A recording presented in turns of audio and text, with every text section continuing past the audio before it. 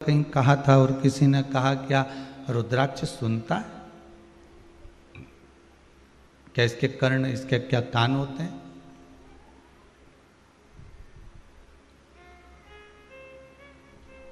शिव महापुराण की कथा तो यहां तक कहती है कि आप मुख से बोलो चाहे ना बोलो, अपने हृदय की बात अगर आप हृदय में रखकर भी अगर आप किसी से कह रहे हो, मन में ही रखकर बोल रहे हो कि भगवान, बस मन में किसी से नहीं कहा आपने, पर मन से ही आप निवेदन कर रहे हो ना, मन से ही कुछ कह रहे हो ना, तो भी वो बात वहां तक पहुंच ही जाती।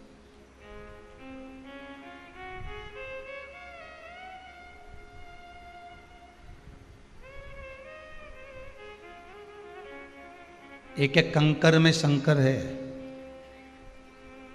संसार के लोग मंदिर में भगवान को ढूंढने जाएं या तीर्थ में भगवान को ढूंढने के लिए जाएं या कहीं सदगुरु के दरवाजे पर भगवान को ढूंढने के लिए जाएं, पर शिव महापुराण की कथा तो कहती है कि एक एक कंकर में शंकर है। तो तुम्हारी जो 3.5 करोड़ रोम छिद्र हैं, 3.5 करोड़ जब रोम छिद्र हैं, इन रोम छिद्र में प्रत्येक रोम छिद्र में, प्रत्येक श्वास में, प्रत्येक धड़कन में, प्रत्येक जीव में परमात्मा ही तो बसा हुआ है।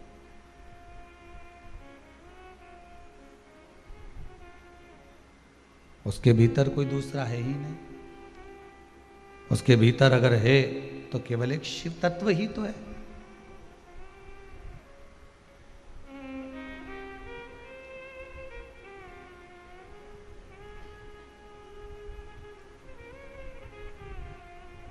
शिव पुराण में एक बहुत सुंदर बात लिखी है। भगवान के सामने जोरदार थाली सजाकर भोग रखकर रिटर्न नहीं आ रहा है। भोग रखकर, जोरदार थाली सजाकर भोग रखकर हम भगवान के सामने लेकर गए और हम भगवान से कह रहे हैं कि आप प्रसन्न हो जाइए, आप इस भोजन को पा लीजिए।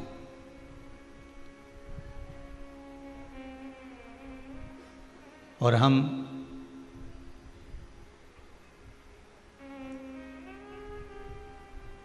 घर में बुजुर्ग माता पिता बैठे हैं या कोई घर का बड़ा बैठा हुआ है, कोई आदरणीय बैठा हुआ है, कोई बयो बैठा हुआ है,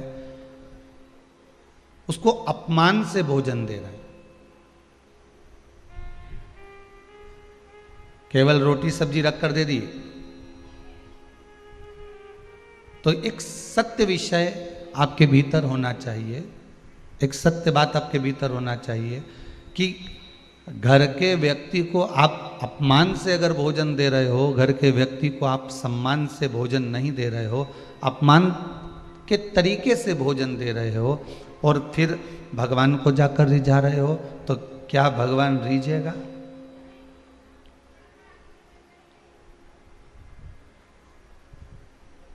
क्या भगवान रिझेगा? नहीं।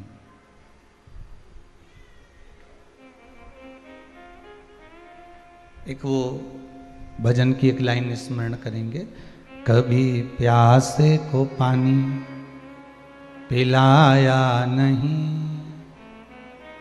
बाद अमृत पिलाने से क्या फायदा। कभी गिरते हुए को उठाया नहीं, बाद आंसू बहाने से क्या फायदा।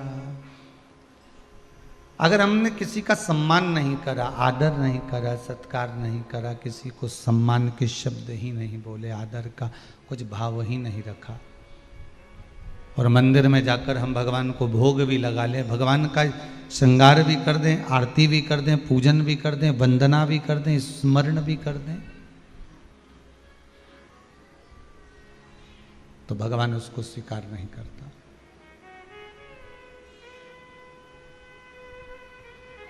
शिव तत्व की प्रधानता है। भगवान शंकर को पाने का सबसे सुंदर अगर कोई तरीका है ना, तो बार बार कही है ये बात और आज फिर कह रहे हैं, मंदिर में अगरबत्ती लगाओ ना लगाओ, वो पर दिया लगाओ ना लगाओ, भोग लगाओ ना लगाओ,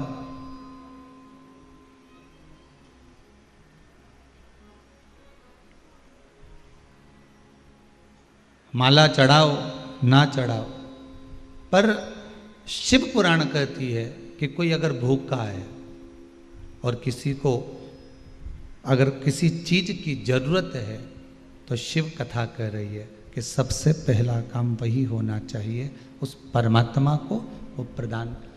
ये समझ कर दे दो कि हम भगवान को दे रहे हैं, हम शंभू को दे रहे हैं, हम त्रिकालदर्शी को दे रहे हैं।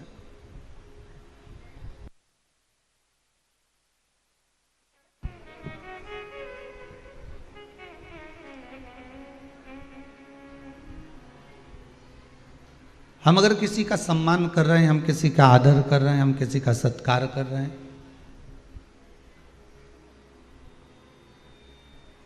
तो हम ये जानकर करें कि हम भगवान का ही आदर कर रहे हैं, हम भगवान का ही सम्मान कर रहे हैं, हम भगवान का ही सत्कार कर रहे हैं। और यदि हम किसी के लिए अगर गलत बोल रहे हैं तो हम ये विचार मन में कर लें कि हम किसी दूसरे की निंदा नहीं कर रहे, हम दूसरे की बुराई नहीं कर रहे, हम स्वयं परमात्मा की ही निंदा कर रहे हैं। तुझ में राम मुझ में राम सब में राम समाया है, जित देखो उत राम की ही माया है। जहां देखोगे वहीं राम ही तो मिलना है, वहां भगवान ही तो मिलना है। सबके भीतर अगर वो समाया हुआ है, सबके भीतर अगर वो रमा हुआ है, सबके भीतर अगर वही विराजमान है, तो फिर हम क्यों ये सोचते हैं कि हमने उसकी निंदा कर दी, हमने उसके लिए कपट कर दिया, हमने उसके लिए बेईमानी कर दी, हमने उसके लिए छल कर दिया। हमने उसके लिए नहीं करा, हमने परमात्मा के लिए करा, और परमात्मा के लिए करा तो वो लौटकर हमें वापिस मिलना ही है, हमें लौटकर वापिस प्राप्त ही होना है।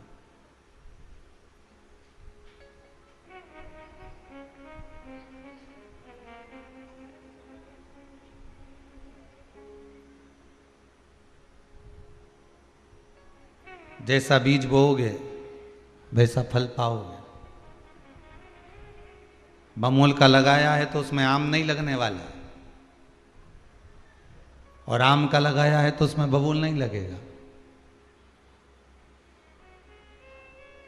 खूब दुनिया के लोगों के लिए आपने अपशब्द बोला, खूब दुनिया के लोगों के लिए आपने ताने दिए, खूब दुनिया के लोगों के लिए आपने आड़ा टेढ़ा कहा, तो आप ये विचार करो कि आपके लिए कोई आड़ा टेढ़ा ना कहेगा, आपके लिए कोई अपशब्द ना कहेगा, तो ये बहुत बहुत विचित्र बात है।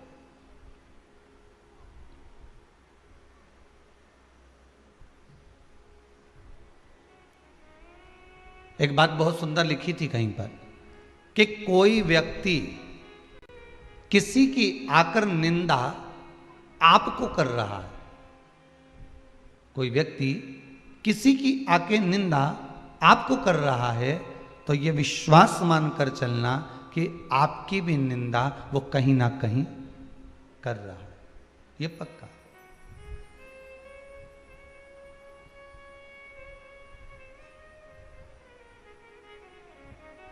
इसलिए शिव कथा बार बार कहती है, शंकर भगवान की कथा बारंबार कहती है कि शिव कथा का मूल लक्ष्य एक ही है कि हम अपने आप को संवारे, हमें संसार संवारने के लिए कहीं जाने की जरूरत नहीं है। जब हम भीतर से स्वयं संवर जाएंगे, वो कहते हैं ना, हम बदलेंगे, जम के बोलो जरा, युग बदलेगा। हम सुधरेंगे, जम के बोलो जरा, युग सुधरेगा।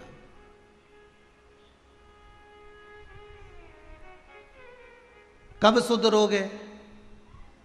नहीं, एक तारीख, एक दिन, एक पल, एक घड़ी, एक क्षण, एक नक्षत्र, एक समय ऐसा भी हो जाए, एक पल, एक घड़ी, एक क्षण ऐसा भी आए जिससे युग सुधरे। आप स्वयं सुधरोगे तो सुधरेगा ना।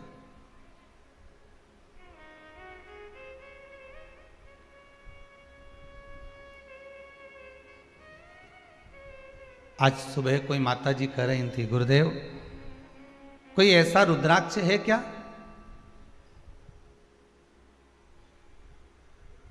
कि जिसको मैं पहन लूं और पहनने के बाद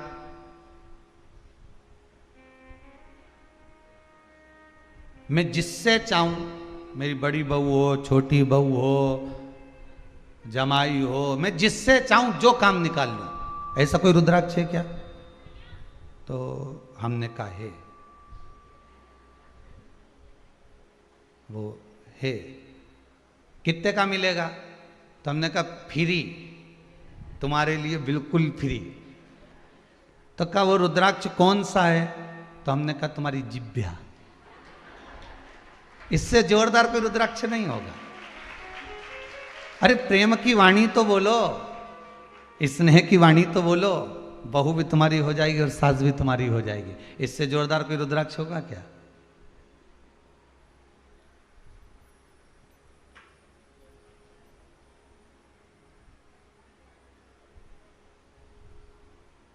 एक कोई बहन ने एक पत्र लिखा है, वो यहाँ नहीं आया, वहीं कक्ष में रह गया।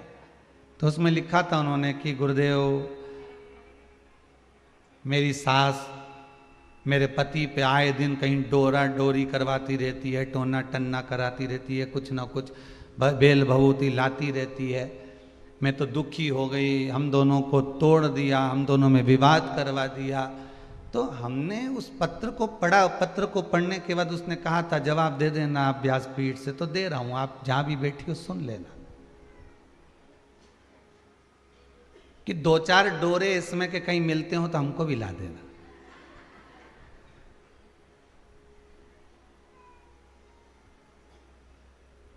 तुम्हारे पति का स्वभाव डोरे नहीं बदल रहा है, तुम्हारे पति का स्वभाव ये बेल और भभूति नहीं बदल रही है। तुम्हारे पति का स्वभाव तुम ये सोच सोच के बदल रही हो। आए दिन झगड़ा करना कि तुम्हारी माताजी ने ये कर दिया, तुम्हारे पिताजी ने ये कर दिया, तुम्हारे भाभी ने ये कर दिया, तुम्हारे भाई ने ये कर दिया। रोज प्रतिदिन इतना बड़ा टेंशन लेके सुबह से शाम तक चिंता चिंता चिंता चिंता। और वो टेंशन जब तुम्हारा पति तुम्हारे पास में आता है तो उसको उंडेल देती हो पूरा टेंशन। वो भी टेंशन में हो गया, इस चक्कर में वो तुमसे दूर रहने लगा, इस चक्कर में वो तुमसे बात भी नहीं करता।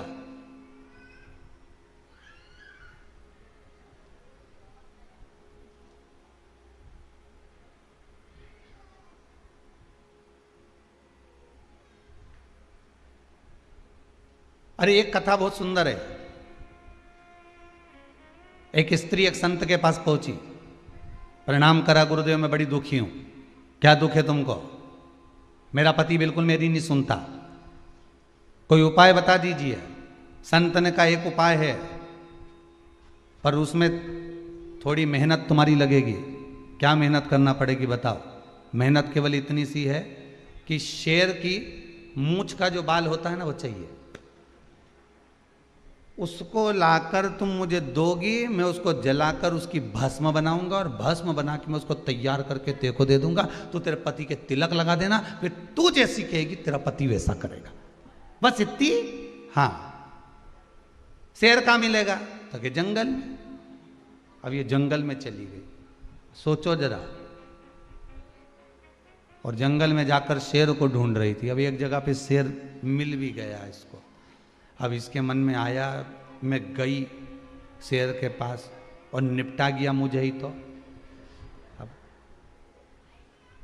पति को अपना बनाने के चक्कर में वो शेर के पास थोड़ी दूर तक गई, फिर पीछे आ गई, फिर पेड़ के पीछे से देखती रही, शेर है बैठा है, पानी पी रहा था। फिर बैठ गया, थोड़ी देर शेर ने आंख बंद कर ली। इसने 2-4 कदम और आगे बढ़ाए, फिर कदम बढ़ाए, फिर कदम बढ़ाए। ऐसे 4 दिन, 6 दिन, 8 दिन, 15 दिन लग गए इसको। और धीरे धीरे ये शेर के पास पहुंच गई। शेर को धीरे धीरे बड़े प्रेम से संभालती, सहलाती, मीठी वाणी बोलती। सिंह को भी अच्छा लगने लगा। प्रेम स्नेह से शेर के साथ में रही। बाद में इसने एक मूंछ का बाल तोड़ लिया, संत को ले जाकर दे दिया।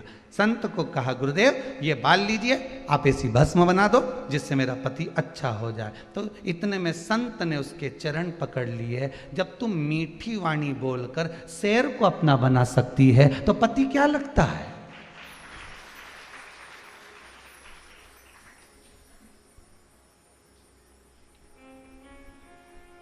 माता द्रौपदी और माता रुक्मणी, सतभामा, जामंती, कालिंदी, इनका विवाद किस बात पे था?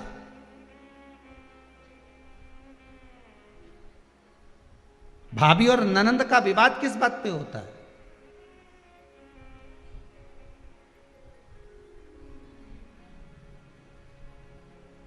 द्रौपदी सतभामा रुक्मणी जामवंती कालिंदी का विवाद था ही किस बात पे? केवल एक ही बात थी। एक दिन सतभामा जी ने पूछ लिया था द्रौपदी से, जी एक बात तो बताओ, तुम्हारे 5 पति तुम्हारे कहने पर चल रहे हैं, ऐसी कौन सी विद्या कर दी तुमने तुम्हारे पतियों पे? और हमारा एक पति 16,108 रानियां, और हमारा एक पति, और वो भी हमारे कहने पर नहीं चल रहा, उसका कारण क्या है? तो द्रौपदी ने कहा मैंने कोई विद्या नहीं करी है। द्रौपदी कहती है मैंने कोई विद्या नहीं करी है, बस एक काम करा है, जो तुमने नहीं करा वो हमने करा है।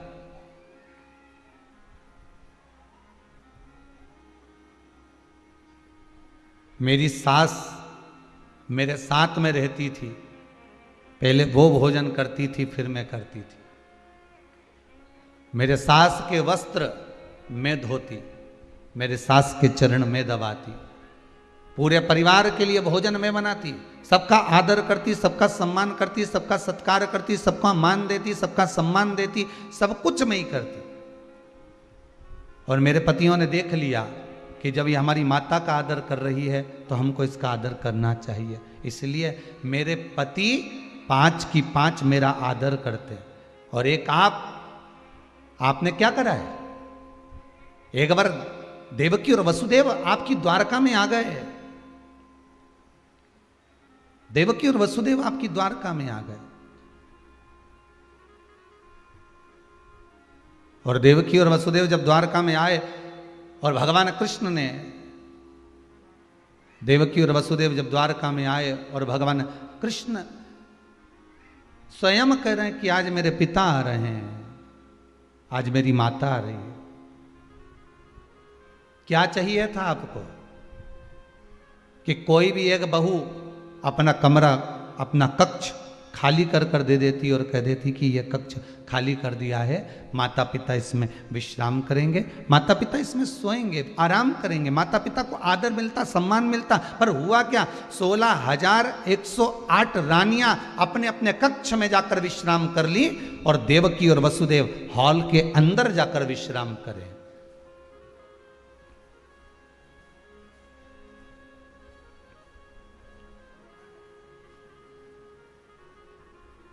कौन कौन गया है द्वारका? जो कभी द्वारकाधीश के दर्शन करने गुजरात में गए हो द्वारका, जितने लोग टीवी पर कथा सुन रहे हैं, आप में से कई लोग द्वारका गए होंगे। अगर द्वारका में गए होगे तो द्वारकाधीश के मंदिर में अगर आप दर्शन करने गए होगे तो द्वारकाधीश के मंदिर के सामने माता देवकी का मंदिर है, वसुदेव जी का मंदिर है। वो लोग करे कि नहीं करे दर्शन? करे हैं ना? माता देवकी का मंदिर, वसुदेव जी का मंदिर। अब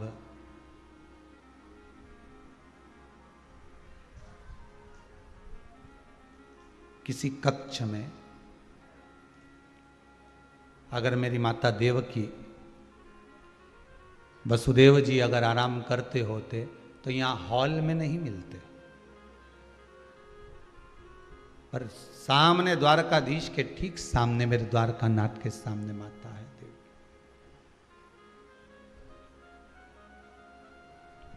बस अंतर यही है, आपने मेरे भगवान कृष्ण के माता पिता का आदर नहीं करा, इसलिए भगवान कृष्ण आपका आदर नहीं कर पाए। अगर आप माता पिता का आदर करती तो आपको भी सम्मान मिलता। जिस घर में माँ बाप की इज्जत नहीं होती, उस घर में देखना कभी बरकत नहीं होती। जहां माता पिता का सम्मान ना हो, जहां माता पिता का आदर ना हो, सत्कार ना हो, वहां फिर संपदा, सत्ता, दौलत कुछ भी नहीं है।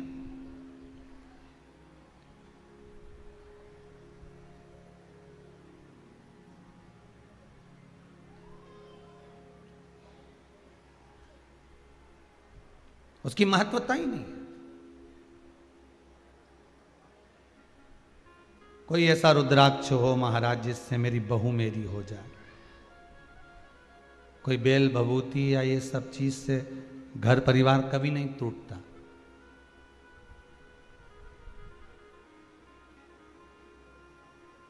हमारी अच्छी खासी दुकान चल रही थी, कोई ने ऐसा कर दिया दुकान बंद हो गई।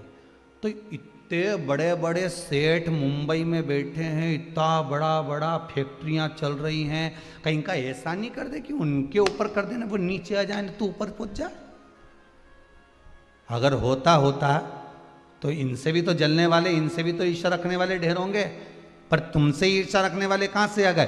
कुछ भी नहीं, बस व्यापार ऊंचा हो रहा है, नीचा जा रहा है, कम हो रहा है, ज्यादा हो रहा है। उसका कारण केवल एक है, तुम्हारा पूर्व का किया हुआ कर्म का भोग। जो तुमने बीज बोया था, जो तुमने दिया था, उतना ही तुम्हें प्राप्त हो रहा है। जितना तुम लगाए हो उतना ही फल तुम्हें प्राप्त हो रहा है। ना कोई गिराता है ना कोई उठाता है। बस वो परमात्मा के चरण अगर आपने पकड़ कर रखे हैं तो दुनिया में किसी की सामर्थ्यता नहीं कोई आपको धक्का दे दे और नीचे गिरा दे। उसके चरण अगर आप पकड़ कर रखे हो तो कहीं गिर नहीं सकते।